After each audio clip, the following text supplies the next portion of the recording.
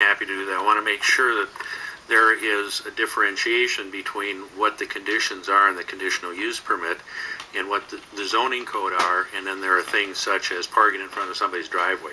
That is not part of a conditional use permit. That's just a violation. Parking on the street was not a violation because there's no limitation on parking. People are allowed to do that.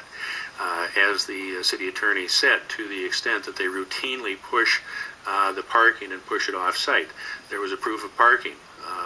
The option was to trigger that and make them build more parking on site.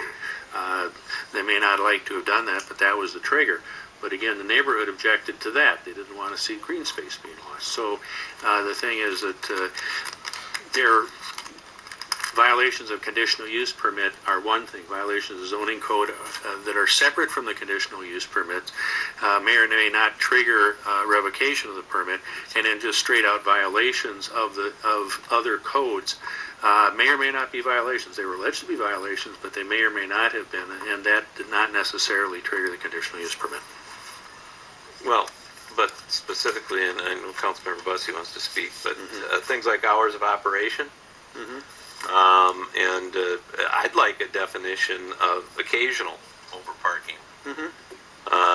You know, because if it's obviously a holiday event, that's one thing. But is a month-long holiday considered occasional? So it's. I'm just trying to define the things that have proven to be problematic in the past. That we can maybe just become a better organization and with better ordinances, conditional use permits going forward. So. Mayor, just so I can clarify the record, if I might, if I'm hearing council correctly, they want city staff to come back with additional conditions and additional data. See if there is additional conditions. Right. Because the council is concerned about the finding of an excessive burden on the neighborhood and otherwise the public health and safety. There's findings on page 6 of your agenda materials, the affirmative findings you have to make, and if I'm hearing you correctly, you're saying you cannot make those findings based upon the current data in the packet, and you want staff to flush it out a little bit more and to talk about what happens if there are violations and the process that would occur to bring it back to council. Is that correct? Well, I would look. Does that help define for the council? Be a start. Yes. So, Councilmember Busse, you had. Thank you, Mayor. Pastor Holstrom, how big is your congregation now? It's about 30. 30. And how big does a congregation like yours, a 30-person congregation, how quickly does it grow with charismatic leadership, with wonderful music, with great faith formation? How quickly does that kind of thing grow? Not fast enough, I'm assuming. Not fast enough. That is so hard to tell.